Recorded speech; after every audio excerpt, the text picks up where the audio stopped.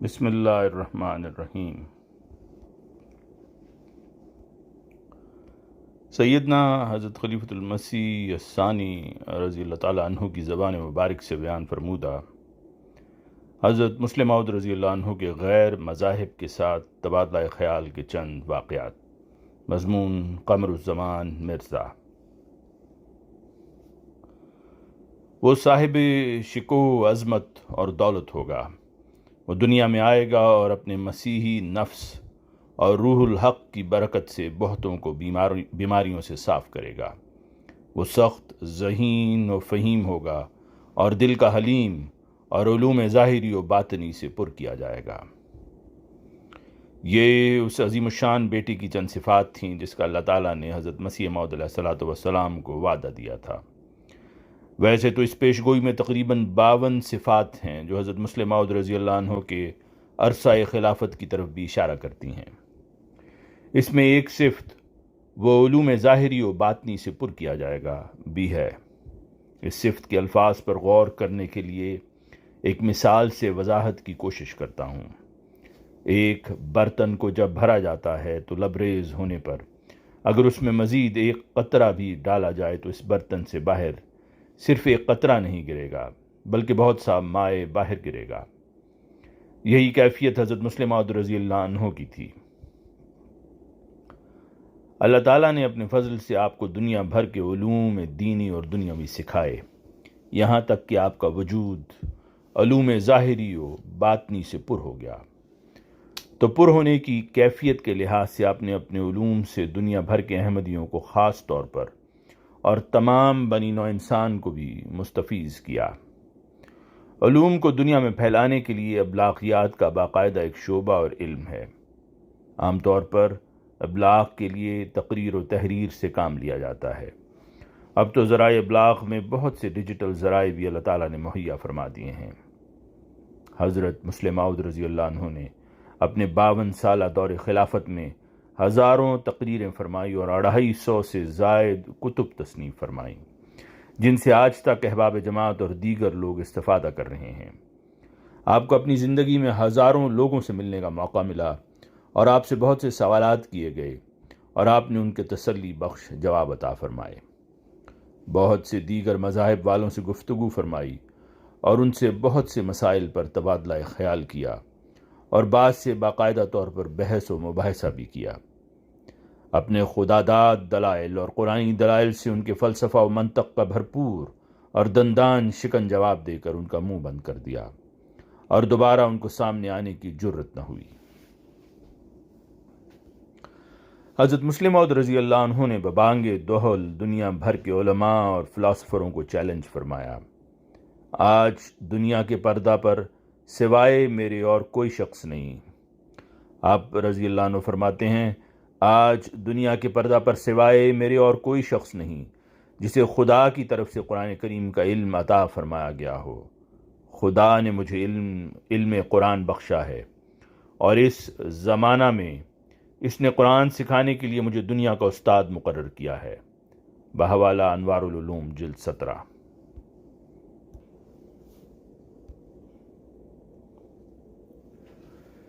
اس خداداد علم سے آپ نے دینی علوم کے ماہرین، علماء، پیر و مشائخ، پادری، فلاسفر اور دیگر علوم کے ماہرین، دانشور اور فلاسفروں کو اپنے دلائل اور طرز استدلال سے لاجواب کر دیا۔ حضور رضی اللہ عنہ نے اپنی تقاریر اور کتب میں بہت سے واقعات بیان فرمائے ہیں، جن میں سے احباب جماعت کے ازدیاد ایمان کے لیے بطور نمونہ چند ایک ذیل میں دیے جا رہے ہیں۔ وفات مسیح۔ آپ فرماتے ہیں کہ مجھے یاد ہے میں چھوٹا تھا اور اپنے ایک رشتہ کی نانی کے ہاں دلی میں ٹھہرا ہوا تھا کہ ان کے ایک بھائی حیدرآباد دکن سے ان کے ملنے کے لیے آئے۔ انہوں نے ایک دن مجھے بلایا اور کہا، میاں تمہارا اور دوسرے مسلمانوں کا آپس میں کس بات پر اختلاف ہے؟ میں اس وقت زیادہ علمی باتیں تو جانتا نہیں تھا۔ میں نے کہا، ہم کہتے ہیں کہ حضرت عیسیٰ علیہ السلام فوت ہو چکے ہیں اور دوسرے مسلمان کہتے ہیں کہ وہ زندہ ہیں۔ کہنے لگے، تم کسی طرح کہتے ہو کہ عیسیٰ علیہ السلام وفات پا چکے ہیں؟ میں نے اس پر قرآن کریم کی یہ آیت پڑھی، اعوذ باللہ من الشیطان الرجیم، یا عیسیٰ انی متوفیک و رافعک الی و مطہرک من الذین کفروا وجاعل الذین اتبعوک فوق الذین کفروا الی یوم القیامہ۔ سورہ آل عمران آیت 56۔ میں نے کہا دیکھیے اس میں صاف لکھا ہے کہ اے عیسیٰ میں تجھے وفات دوں گا اور پھر تجھے اپنی طرف اٹھاؤں گا، پس وفات پہلے ہے اور رفع بعد میں۔ اس پر باوجود اس کے کہ وہ 70 سال کے بڈھے تھے، کہنے لگے تمہاری باتیں تو سب معقول ہیں، پھر مولوی کیوں مخالفت کرتے ہیں؟ ہماری نانی بڑی متعصب تھیں، وہ غصہ سے کہنے لگیں کہ آگے ہی لڑکے کا دماغ خراب ہے اور اب تم اس کو اور خراب کر رہے ہو۔ اب دیکھو وہ حیدرآباد دکن سے اپنی بہن کو ملنے آئے تھے اور میں ایک چھوٹا بچہ تھا، مگر محض اس وجہ سے کہ میں ان کی بہن کا نواسا بلکہ پڑنواسا تھا انہوں نے مجھ سے بات پوچھ لی۔ بحوالہ تفسیر کبیر ایڈیشن 2023 جلد 9۔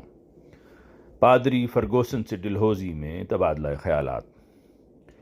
پھر آپ رضی اللہ عنہ فرماتے ہیں میں ابھی نوجوان تھا، قریباً 20 سال کی عمر تھی کہ میں تبدیلی آب و ہوا کے لیے ڈلہوزی گیا۔ وہاں ایک مشہور پادری آئے ہوئے تھے جن کا نام غالباً فرگوسن تھا۔ انہوں نے سینکڑوں عیسائی بنا لیے تھے اور وہ پہاڑ پر بھی اپنے ٹریک تقسیم کرتے اور عیسائیت کی تعلیم پھیلاتے رہتے تھے۔ کچھ مسلمان جو غیرت مند تھے وہ مولویوں کے پاس گئے اور ان سے کہا کہ اس فتنہ کا مقابلہ کریں، مگر انہوں نے جواب دیا کہ ہم سے تو مقابلہ نہیں ہو سکتا۔ آخر وہ میرے پاس آئے اور کہنے لگے آپ چلیں اور ان سے بات کریں، ہم لوگ بڑے شرمندہ ہیں۔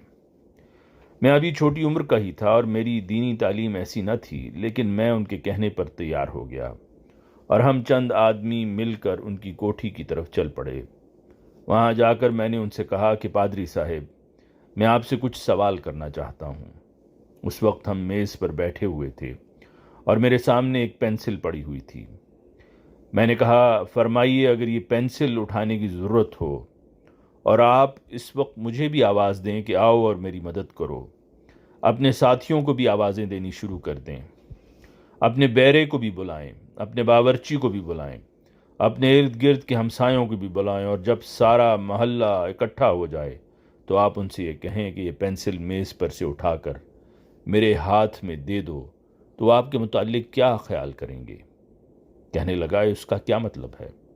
میں نے کہا مطلب خود بخود آ جائے گا، آپ صرف یہ بتائیں کہ آیا یہ بات معقول ہوگی، اور اگر آپ ایسا کریں تو لوگ آپ کے متعلق کیا سمجھیں گے؟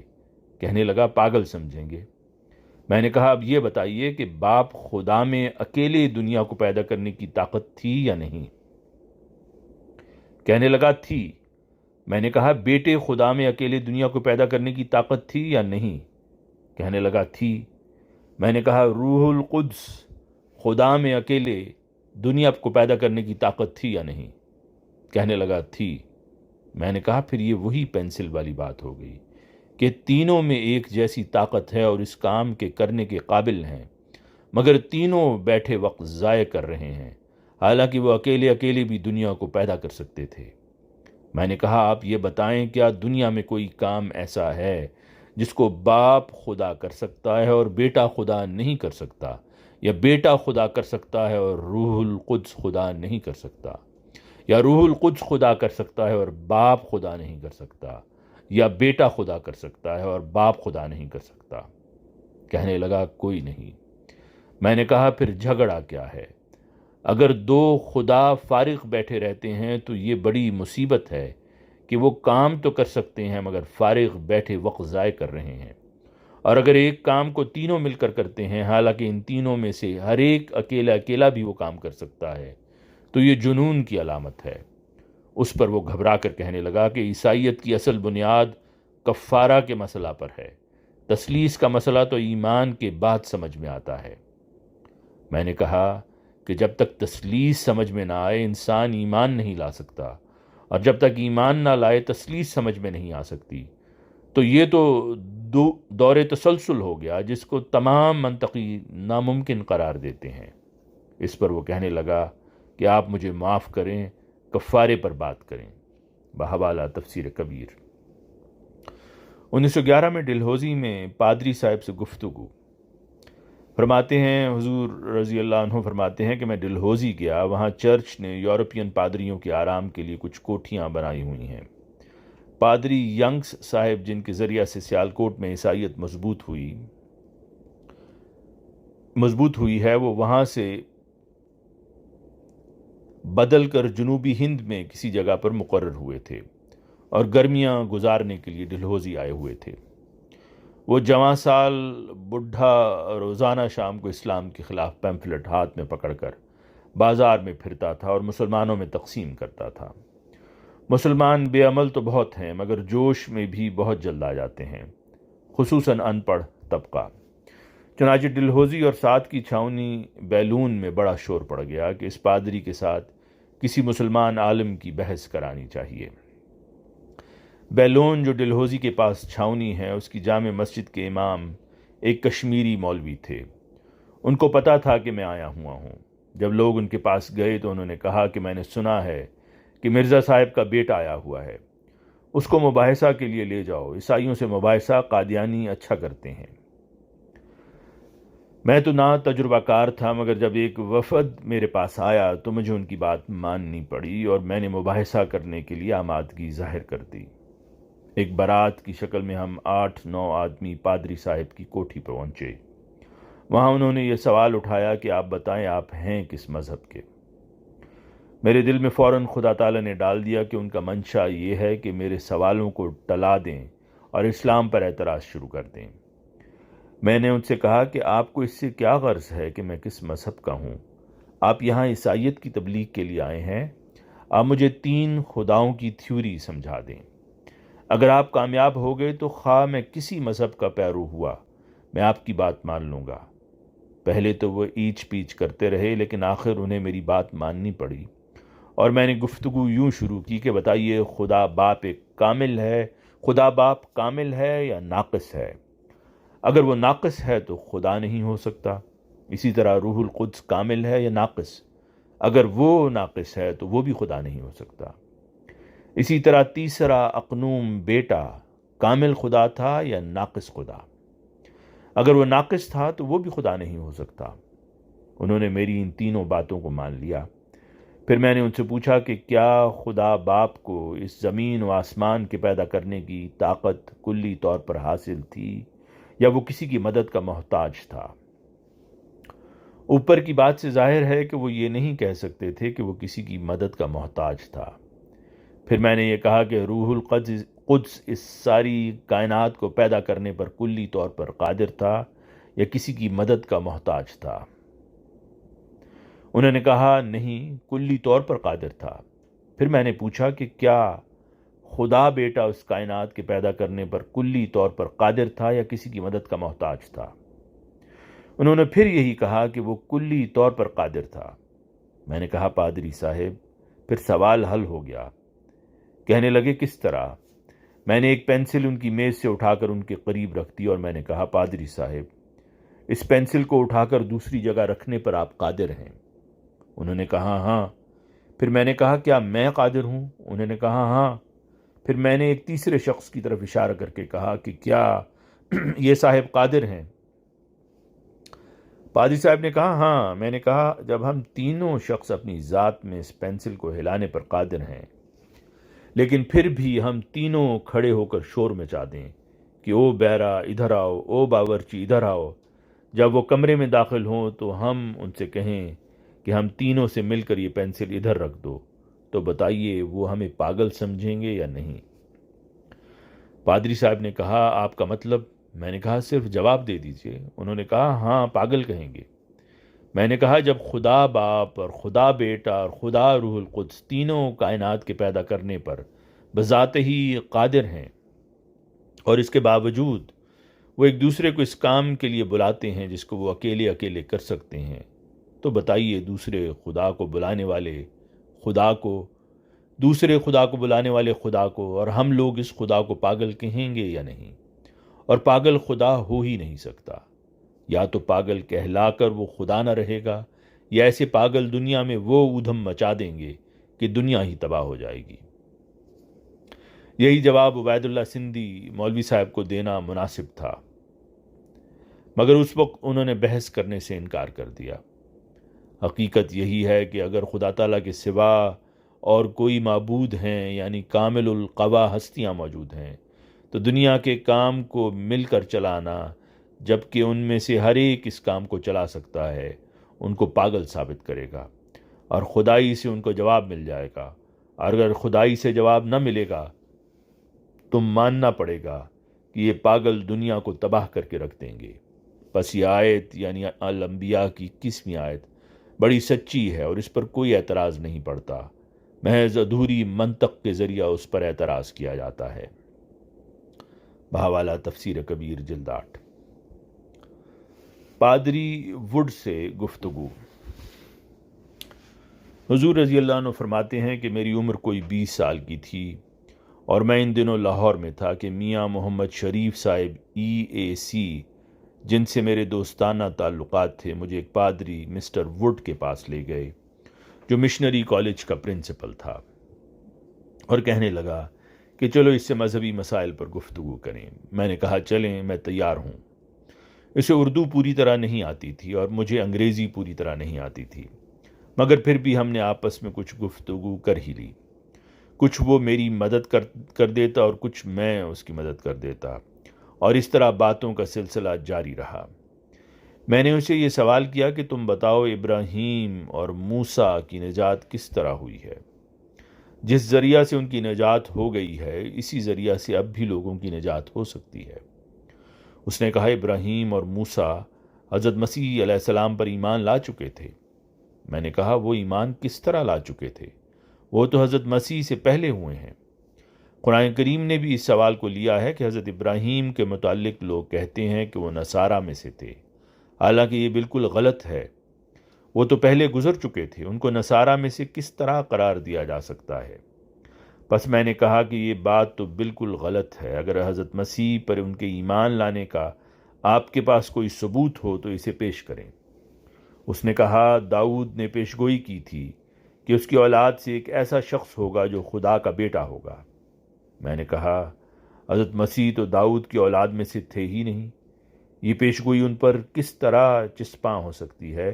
کیونکہ انجیل میں 2 جگہ مسیح کا نسب نامہ درج ہے، متی باب 1 آیت 1 تا 18 اور پھر لوقا باب 2 آیت 23۔ ہر 2 میں لکھا ہے کہ یوسف جس نے مریم سے شادی کی وہ داؤد کی اولاد میں سے تھا، تو نامعلوم یسوع مسیح کس طرح داؤد کی اولاد میں سے بن گیا، حالانکہ یوسف اس کا باپ نہ تھا، بلکہ وہ تو بے باپ پیدا ہوا، اور ماں کی طرف سے اسرائیلیوں کا نسب نامہ ہو نہیں سکتا۔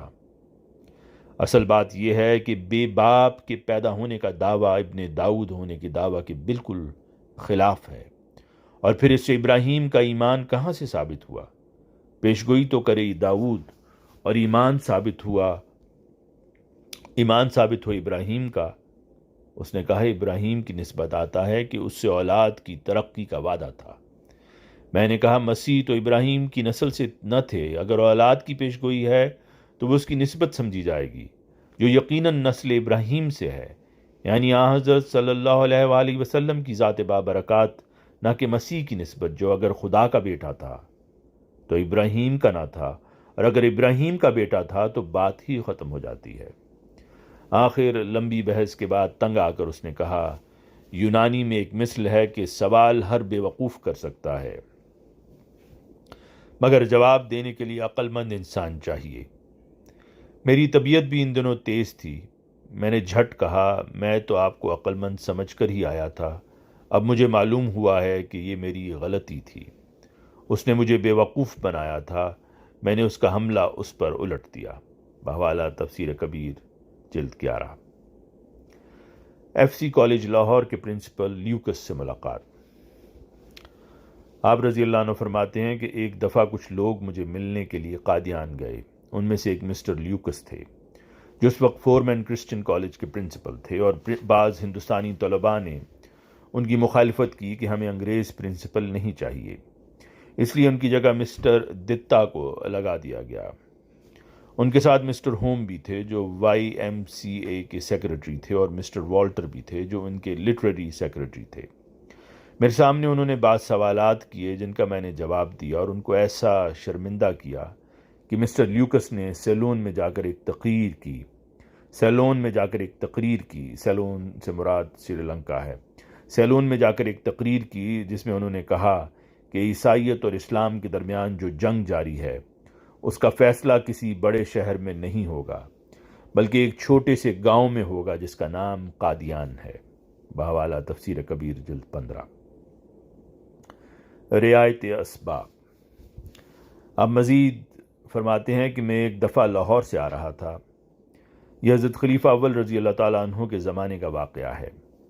جس کمرہ میں سوار ہوا اس کمرہ میں ایک مشہور پیر صاحب بھی سوار ہو گئے۔ انہیں مجھ سے کچھ کام تھا اور وہ مجھ سے ایک معاملہ میں مدد لینا چاہتے تھے۔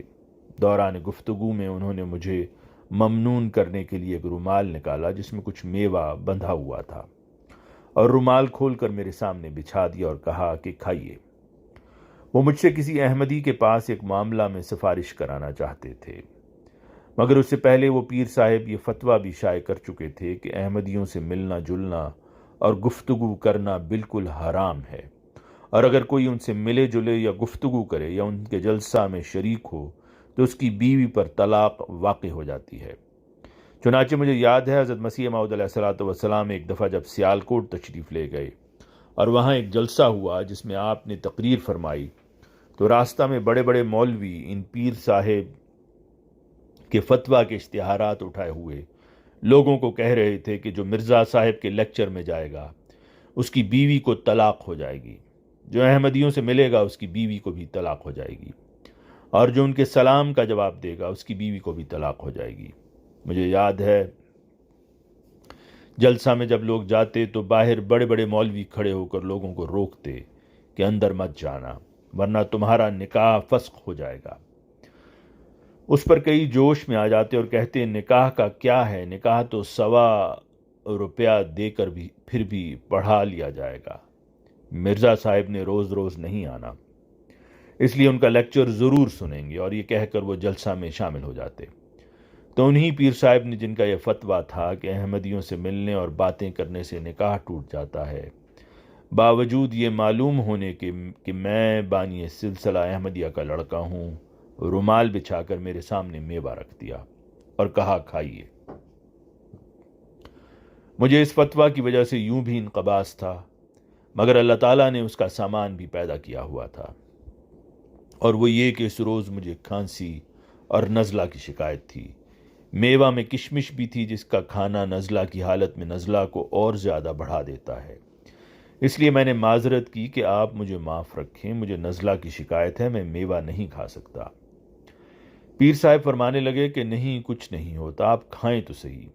میں نے پھر انکار کیا کہ مجھے اس حالت میں ذرا سی بد پرہیزی سے بھی بہت تکلیف ہو جاتی ہے۔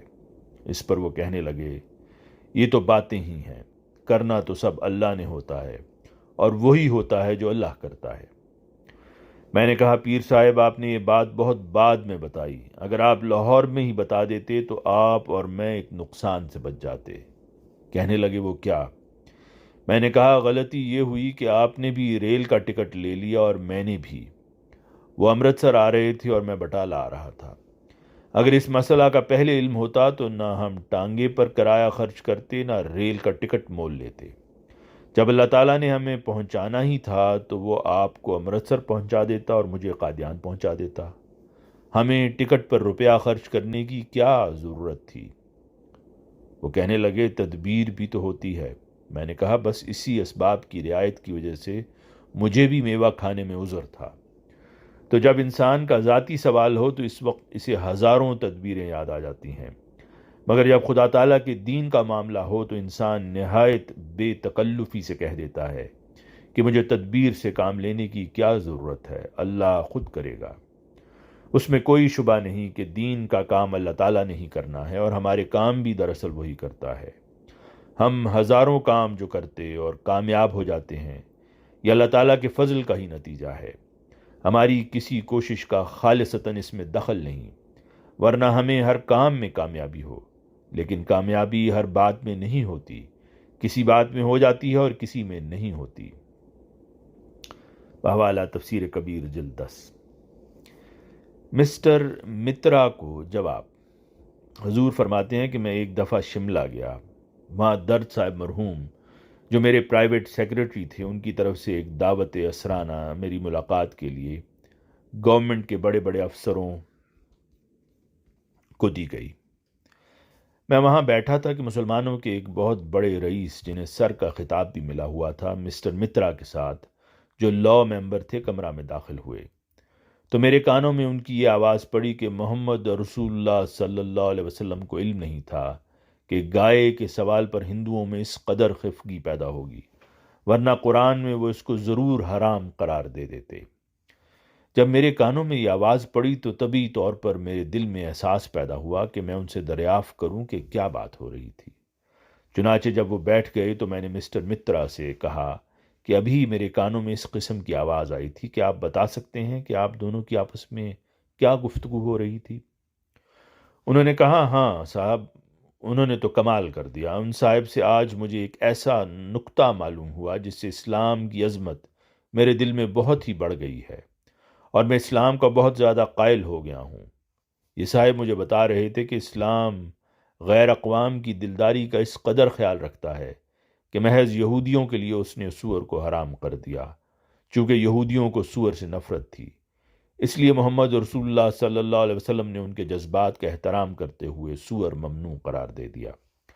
اگر محمد رسول اللہ صلی اللہ علیہ وسلم کو معلوم ہوتا کہ ہندوؤں کے دلوں میں گائے کی کیا عظمت ہے تو یقیناً آپ قرآن میں گائے کھانے سے بھی مسلمانوں کو منع کر دیتے، کیونکہ اسلام نہایت ہی ملاطفت اور نرمی کی تعلیم دیتا ہے اور وہ دوسروں کے جذبات کا بہت خیال رکھتا ہے۔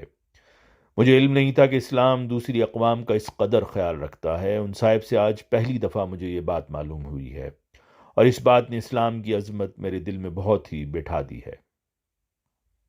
میں نے کہا، مجھے افسوس ہے کہ میں اس عظمت کو جو آپ کے دل میں پیدا ہوئی ہے کچھ کم کرنے لگا ہوں۔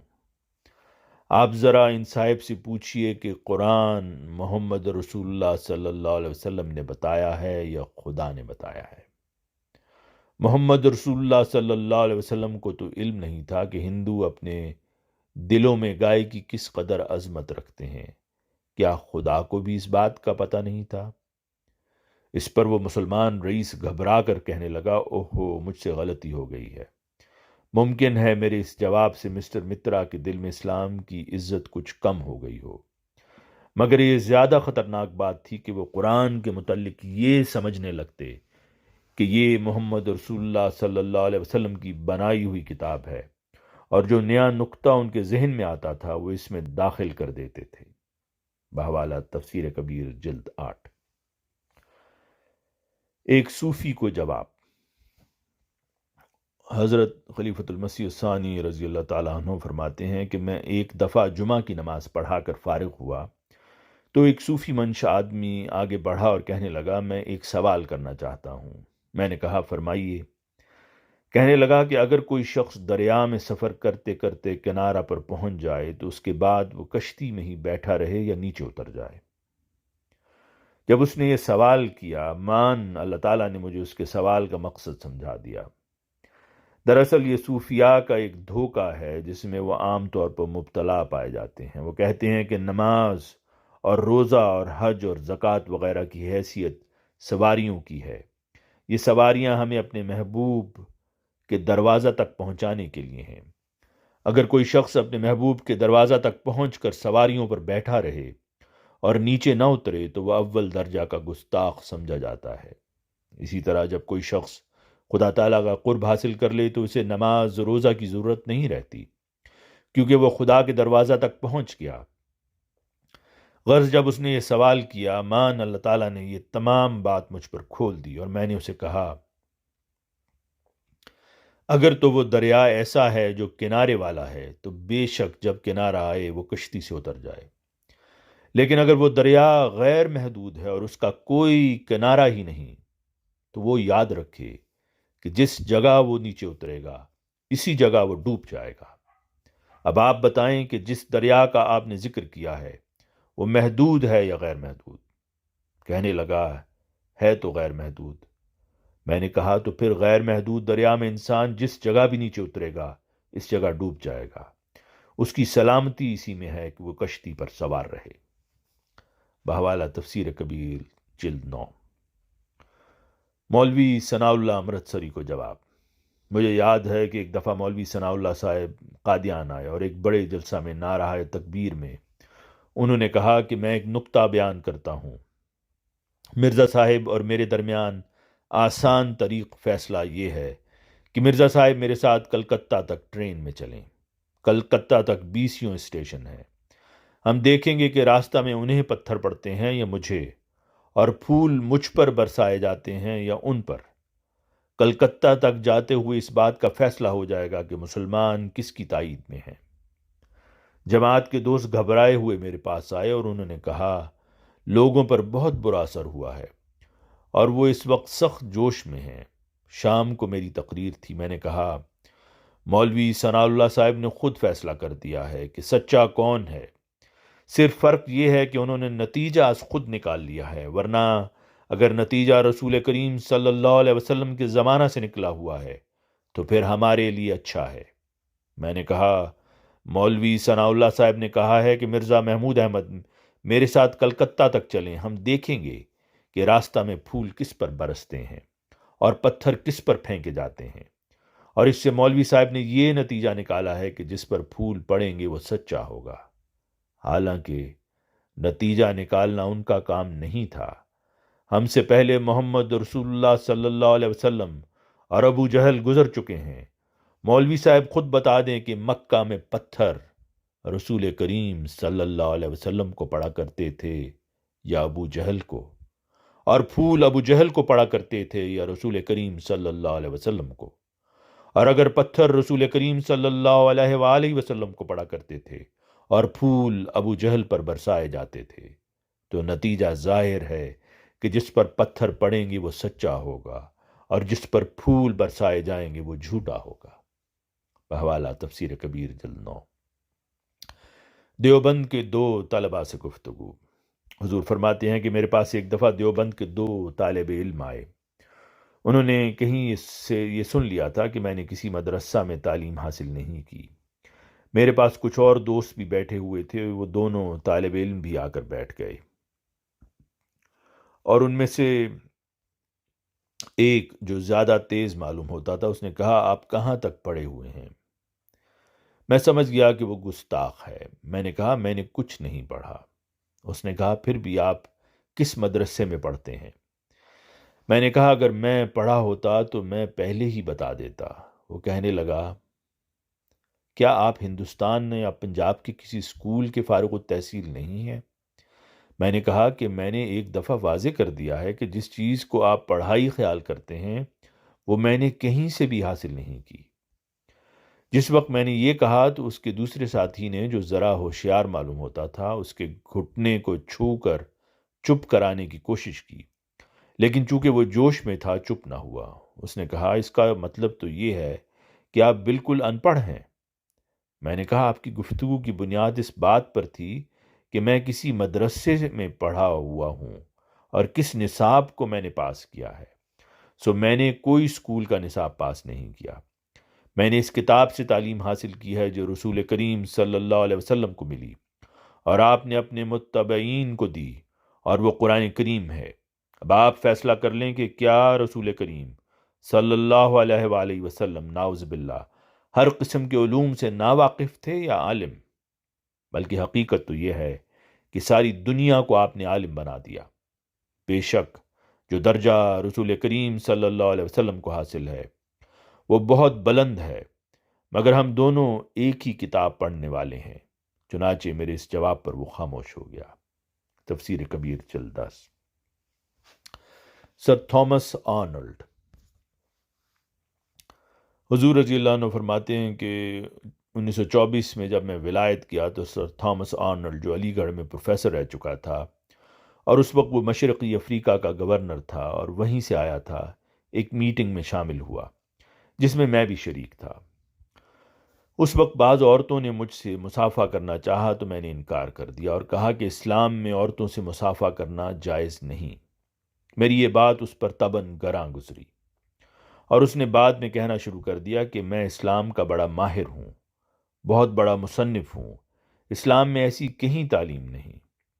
اس کے بعد کچھ طالب علم میرے پاس آئے اور انہوں نے ذکر کیا کہ پروفیسر آرنلڈ اس طرح ذکر کرتا تھا، کیا اسلام میں عورتوں سے مصافحہ کرنا جائز ہے یا نہیں؟ میں نے انہیں تفصیل سے اسلام کی تعلیم بتائی اور کہا کہ اسلام عورتوں سے مصافحہ کرنے کی اجازت نہیں دیتا۔ اس پر پروفیسر آرنلڈ کے دل میں میرے متعلق اس قدر بغض پیدا ہو گیا کہ جب کوئی میٹنگ ہوتی تو وہ میری موجودگی میں اس میں شامل نہیں ہوتا تھا۔ ایک دفعہ وہ میٹنگ میں تو آیا مگر مجھ سے دور دور رہا۔ میں نے سیکرٹری سے ذکر کیا کہ پروفیسر آرنلڈ محض میری وجہ سے آگے نہیں آتا۔ اس نے کہا یہ کس طرح ہو سکتا ہے، میں ابھی اسے بلواتا ہوں۔ میں نے کہا آپ دیکھ لیں، وہ میرے سامنے نہیں آئے گا۔ چنانچہ ایسا ہی ہوا۔ اس نے آواز دی اور کہا پروفیسر آرنلڈ ادھر آؤ۔ اس پر وہ آ تو گیا مگر مجھے دیکھتے ہی ایک دوسرے راستہ سے نکل گیا۔ غرض اس قدر بغض ان کے دلوں میں اسلامی تعلیم سے پایا جاتا ہے۔ بحوالہ تفسیر کبیر جلد 8۔ حفاظت قرآن کے بارے میں گفتگو۔ میں جب انگلستان گیا تو کسی شخص نے مجھ سے کہا کہ قرآن پر ایک بڑا زمانہ گزر چکا ہے اور پھر اس وقت تو تحریر کا بھی رواج نہیں تھا، اس لیے قرآن کریم کے متعلق یقینی طور پر یہ نہیں کہا جا سکتا کہ یہ وہی کتاب ہے جو آج سے 1300 سال پہلے دنیا کے سامنے پیش کی گئی۔ میں 1924 میں انگلستان گیا تھا اور اس وقت ناصر احمد کی عمر 15 سال کی تھی اور وہ قرآن کریم کو حفظ کر چکا تھا۔ میں نے اسے جواب دیا کہ بے شک تحریر کا اس وقت رواج نہیں تھا مگر حفاظ کا وجود پایا جاتا تھا، لوگ اس کتاب کو حفظ کر لیتے تھے اور اس طرح سینہ بسینہ نسلاً بعد نسلاً لوگ اس کو یاد رکھتے چلے جاتے تھے۔ اس نے کہا اتنی بڑی کتاب کو کون حفظ کر سکتا ہے؟ میں نے کہا عربوں کا حافظہ تو دنیا میں مشہور ہے، لاکھوں اشعار ایک ایک شخص کو یاد ہوا کرتے تھے، ان کے لیے قرآن کریم کو حفظ کر لینا کوئی مشکل امر نہیں تھا، مگر تم عربوں کا ذکر جانے دو۔ میرا لڑکا جس کی عمر صرف 15 سال ہے، اس نے سارا قرآن کریم حفظ کیا ہوا ہے۔ یہ سن کر وہ حیران ہو گیا کہ اتنی بڑی کتاب کو اس نے کس طرح حفظ کر لیا۔ میں نے کہا ہمارے ہاں تو قرآن کریم حفظ کرنے کا عام رواج ہے، لوگ اخلاص اور نیک نیتی کے ساتھ اپنے بچوں کو قرآن کریم حفظ کراتے ہیں اور سمجھتے ہیں کہ اللہ تعالیٰ کی رضا ان کو حاصل ہو گئی۔ یورپین لوگ اس بات کا قیاس بھی نہیں کر سکتے، جس کی وجہ یہ ہے کہ انہیں یہ نعمت ملی ہی نہیں، اور اس وجہ سے وہ سمجھ ہی نہیں سکتے کہ اتنی بڑی کتاب کو کس طرح حفظ کیا جا سکتا ہے۔ تفسیر کبیر جلد 12۔ یورپ کے کالج میں گفتگو۔ حضور فرماتے ہیں کہ میں 1955 میں بیماری کے علاج کے لیے یورپ گیا تو ایک کالج کے منتظمین نے مجھے لیکچر کی دعوت دی اور بہت سے گریجویٹ وغیرہ لیکچر سننے کے لیے آئے۔ انہوں نے مجھے انگریزی میں تقریر کرنے کے لیے کہا، جس کی مجھے عادت نہ تھی، مگر ان کے اصرار پر میں نے ان کی بات مان لی۔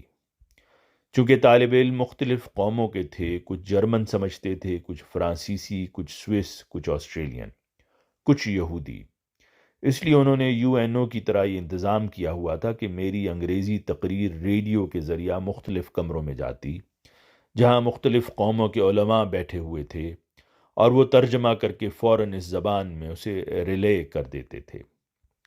ہر زبان کے جاننے والے نے اپنا آلہ اپنے کانوں کو لگایا ہوا تھا، جس کے ذریعہ سے وہ ساتھ ساتھ میری انگریزی کی تقریر کو اپنی زبان میں سنتا جاتا تھا۔ میری تقریر کے بعد بہت سے سوالات ہوئے، جن میں سے ایک سوال یہ تھا کہ آپ نے جو اسلام کی باتیں بتائی ہیں یہ تو وہی ہیں جو عیسائیت اور یہودیت پیش کرتی ہیں، پھر یہ کیا جھگڑا نظر آتا ہے کہ مسلمان عیسائیوں کو برا بھلا کہتے ہیں اور عیسائی مسلمانوں کو برا بھلا کہتے ہیں، یہودی عیسائیوں اور مسلمانوں کو برا سمجھتے ہیں اور عیسائی اور مسلمان یہودیوں کو برا سمجھتے ہیں؟ گویا دنیا نہ موسیٰ کے خدا کو مانتی ہے، نہ عیسیٰ کے خدا کو مانتی ہے، اور نہ محمد رسول اللہ صلی اللہ علیہ وسلم کے خدا کو مانتی ہے۔ ایسی صورت میں ان جھگڑوں کے تصفیہ کے لیے سب مل کر یہ کیوں نہیں طے کر لیتے کہ سب لوگ ایک خدا کو مانیں، اس کی سچے دل سے عبادت کریں اور اپنے اپنے مذہب پر قائم رہیں۔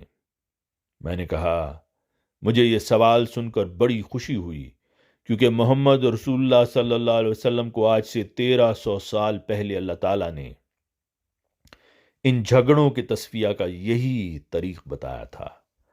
اللہ تعالیٰ نے فرمایا تھا، قل یا اہل الکتاب تعالوا الی کلمۃ سواء بیننا و بینکم اللہ نعبد الا اللہ ولا نشرک بہ شیئا، سورہ آل عمران آیت 65۔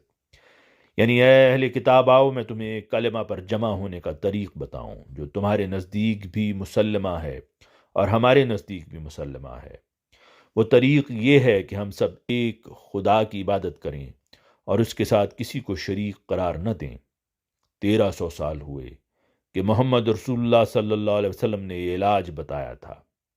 بحوالہ تفسیر کبیر جلد 10۔ ایک دہریہ سے گفتگو۔ مجھے ایک دفعہ انگلستان میں ایک دہریہ ڈاکٹر ملنے کے لیے آیا اور میں نے دیکھا کہ تھوڑی تھوڑی دیر کے بعد وہ رسول کریم صلی اللہ علیہ وسلم پر حملہ کر دیتا ہے۔ میں نے اسے سمجھایا کہ یہ طریق درست نہیں، رسول کریم صلی اللہ علیہ وسلم پر تمہیں حملہ نہیں کرنا چاہیے، مگر وہ آریوں کی طرح برابر رسول کریم صلی اللہ علیہ وسلم کی ذات پر حملے کرتا چلا گیا۔ آخر جب میں نے دیکھا کہ وہ میرے صبر سے ناجائز فائدہ اٹھا رہا ہے اور رسول کریم صلی اللہ علیہ وسلم کی ذات پر حملہ کرنے میں بڑھ رہا ہے، تو میں نے یسوع کی حقیقت اس کے سامنے کھولنی شروع کر دی۔ ابھی میں نے چند ہی باتیں کی تھیں کہ اس کا رنگ سرخ ہو گیا اور کہنے لگا، آپ مسیح کا ذکر کیوں کرتے ہیں؟ میں نے کہا، میں سمجھ گیا ہوں کہ گو تم دہریہ ہو مگر تمہارے دل میں عیسائیت باقی ہے، اس لیے میں مسیح کا ضرور ذکر کروں گا۔ وہ کہنے لگا، میں مسیح کے خلاف کوئی بات نہیں سن سکتا۔ میں نے کہا، تو میں رسول کریم صلی اللہ علیہ وسلم کے خلاف کوئی بات نہیں سن سکتا۔ اگر تم رسول کریم صلی اللہ علیہ وسلم پر حملہ جاری رکھو گے تو تمہیں مسیح کے خلاف بھی میری زبان سے باتیں سننی پڑیں گی۔ اس پر غصہ میں اس نے بات بند کر دی اور چلا گیا۔ تو میں نے دیکھا ہے بعض لوگ اس بات پر خوش ہو جاتے ہیں کہ یورپ میں دہریت پائی جاتی ہے، جو اس بات کا ثبوت ہے کہ وہ لوگ عیسائیت سے بیزار ہو چکے ہیں، حالانکہ دہریہ ہونے کے باوجود ان کے دلوں سے مسیح ناصری کی عظمت نہیں گئی۔ یہی رگ تھی جو حضرت مسیح موعود علیہ الصلوۃ والسلام نے پکڑی اور جس کی وجہ سے مسلمانوں نے آپ پر کفر کے فتوے لگانے شروع کر دیے۔ آپ علیہ السلام نے فرمایا، جب تک مسیح کو دفن نہیں کیا جائے گا عیسائیت کبھی مر نہیں سکتی۔ بحوالہ ازالہ وہاں، یہ صرف مسیح کے پرستار ہیں اور عقائد سے ان کا کوئی واسطہ نہیں۔ بحوالہ تفسیر کبیر جلد 11۔ ایک پادری سے الوہیت مسیح کے متعلق سوال۔ میں نے ایک مرتبہ ایک عیسائی سے پوچھا کہ دنیا کو کس نے پیدا کیا ہے؟ اس نے جواب دیا کہ مسیح نے۔ میں نے کہا، کیا خدا میں بھی طاقت ہے کہ دنیا کو پیدا کر سکے؟ اس نے کہا، ہاں۔ میں نے کہا، پھر کیا وہ معطل اور بیکار بیٹھا ہے؟ اس نے کہا، نہیں، وہ بھی پیدا کر رہا ہے، اور پھر یہی بات روح القدس کے متعلق کہی۔ تب میں نے ان سے کہا کہ آپ کے سامنے آپ کی میز پر ایک پینسل پڑی ہے، اگر آپ اپنے نوکر سے کہیں کہ یہ پینسل مجھے اٹھا دو اور وہ جا کر 2 اور آدمیوں کو بھی بلا لائے اور پھر تینوں مل کر اس پینسل کو اٹھا کر آپ کے سامنے لانے کی کوشش کریں، تو آپ ان کو کیا سمجھیں گے؟ اس نے کہا، پاگل۔ میں نے کہا، جب ہر ایک خدا الگ الگ دنیا کو پیدا کر سکتا تھا تو پھر یہ 3 مل کر اس کام کو کیوں کر رہے ہیں جسے ایک ہی کر سکتا تھا؟ گھبرا کر بولا، اصل میں تثلیث کا مسئلہ یہ ایسا باریک ہے کہ انسان کی عقل میں نہیں آ سکتا۔ یہ سموہم والی دلیل ہی تھی کہ جسے میں نے استعمال کیا اور پادری بالکل حیران رہ گیا۔ تفسیر کبیر جلد 5۔ مشہور مشنری پادری زویمر کے ساتھ قادیان میں گفتگو۔ زویمر۔ قادیان میں ایک دفعہ ایک پادری زویمر آیا جو دنیا کا مشہور ترین پادری اور امریکہ کا رہنے والا تھا۔ وہ وہاں کے ایک بہت بڑے تبلیغی رسالہ کا ایڈیٹر بھی تھا اور یوں بھی ساری دنیا کی عیسائی تبلیغی سوسائٹیوں میں ایک نمایاں مقام رکھتا تھا۔ اس نے قادیان کا بھی ذکر سنا ہوا تھا۔ جب وہ ہندوستان میں آیا تو اور مقامات کو دیکھنے کے بعد وہ قادیان آیا۔ اس کے ساتھ ایک اور پادری گارڈن نامی بھی تھا۔ ڈاکٹر خلیفہ رشید الدین صاحب مرحوم اس وقت زندہ تھے۔ انہوں نے اسے قادیان کے تمام مقامات دکھائے، مگر پادری آخر پادری ہوتا ہے، نیش زنی سے باز نہیں رہ سکتا۔ ان دنوں قادیان میں ابھی ٹاؤن کمیٹی نہیں بنی تھی اور گلیوں میں بہت گند پڑا رہتا تھا۔ پادری زویمر باتوں باتوں میں ہنس کر کہنے لگا، ہم نے قادیان بھی دیکھ لیا اور نئے صبح کے گاؤں کی صفائی بھی دیکھ لی۔ ڈاکٹر خلیفہ رشید الدین صاحب اسے ہنس کر کہنے لگے، پادری صاحب، ابھی پہلے مسیح کی ہی ہندوستان پر حکومت ہے اور یہ اس کی صفائی کا نمونہ ہے۔ نئے مسیح کی حکومت ابھی قائم نہیں ہوئی۔ اس پر وہ بہت ہی شرمندہ اور ذلیل ہو گیا۔ پھر اس نے مجھے کہلا بھیجا کہ میں آپ سے ملنا چاہتا ہوں۔ میری طبیعت کچھ خراب تھی۔ میں نے جواب دیا کہ پادری صاحب بتائیں کہ وہ مجھے کیوں ملنا چاہتے ہیں۔ انہوں نے کہا، چند باتیں پوچھنا چاہتا ہوں مگر پہلے نہیں بتا سکتا۔ خیر، میں نے ان کو بلا لیا، وہ بھی آ گئے اور پادری گارڈن صاحب بھی آ گئے۔ ایک دو دوست اور بھی موجود تھے۔ پادری زویمر صاحب کہنے لگے، میں ایک دو سوال کرنا چاہتا ہوں۔ میں نے کہا، فرمائیے۔ کہنے لگے، اسلام کا عقیدہ تناسخ کے متعلق کیا ہے؟ آیا وہ اس مسئلہ کو مانتا ہے یا انکار کرتا ہے؟ جو ہی اس نے یہ سوال کیا، مان اللہ تعالیٰ نے میرے دل میں ڈال دیا کہ اس سوال سے منشا یہ ہے کہ تم جو مسیح موعود کو مسیح ناصری کا بروز اور ان کا مسیل کہتے ہو، تو آیا اس سے یہ مطلب ہے کہ مسیح ناصری کی روح ان میں آ گئی ہے؟ اگر یہی مطلب ہے تو یہ تناسخ ہوا، اور تناسخ کا عقیدہ قرآن کریم کے خلاف ہے۔ چنانچہ میں نے انہیں ہنس کر کہا، پادری صاحب، آپ کو غلطی لگ گئی ہے۔ ہم یہ نہیں سمجھتے کہ مرزا صاحب میں مسیح ناصری کی روح آ گئی ہے، بلکہ ہم ان معنوں میں آپ کو مسیح ناصری کا مسیل کہتے ہیں کہ آپ مسیح ناصری کی اخلاق اور روحانیت کے رنگ میں رنگین ہو کر آئے ہیں۔ میں نے جب یہ جواب دیا تو اس کا رنگ فق ہو گیا اور کہنے لگا، آپ کو کس نے بتایا کہ میں نے یہ سوال کرنا تھا؟ میں نے کہا، آپ یہ بتائیں کہ آیا آپ کا اس سوال سے یہی منشا تھا یا نہیں؟ کہنے لگا، ہاں، میرا منشا تو یہی دریافت کرنا تھا۔ میں حیران تھا کہ جب قرآن تناسخ کے خلاف ہے تو احمدی مرزا صاحب کو مسیح موعود کس طرح کہہ سکتے ہیں؟ پھر میں نے کہا، اچھا، آپ دوسرا سوال پیش کریں۔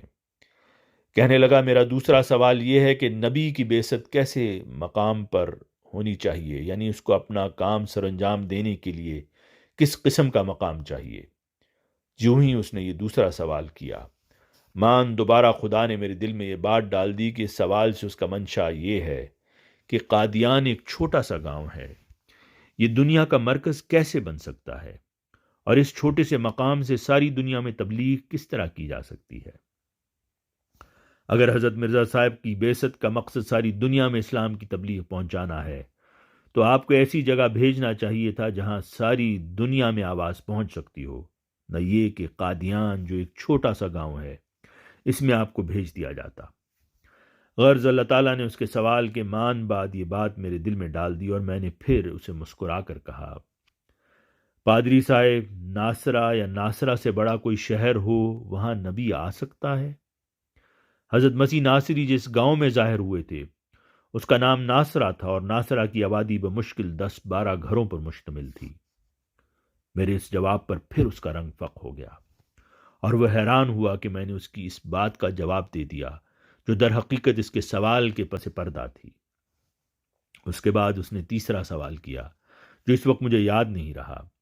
بہرحال اس نے 3 سوالات کیے اور تینوں سوالات کے متعلق قبل از وقت اللہ تعالیٰ نے القاء کر کے مجھے بتا دیا کہ اس کا ان سوالات سے اصل منشا کیا ہے، اور باوجود اس کے کہ وہ چکر دے کر پہلے اور سوال کرتا تھا، پھر بھی اللہ تعالیٰ اس کا اصل منشا مجھ پر ظاہر کر دیتا اور وہ بالکل لاجواب ہو گیا۔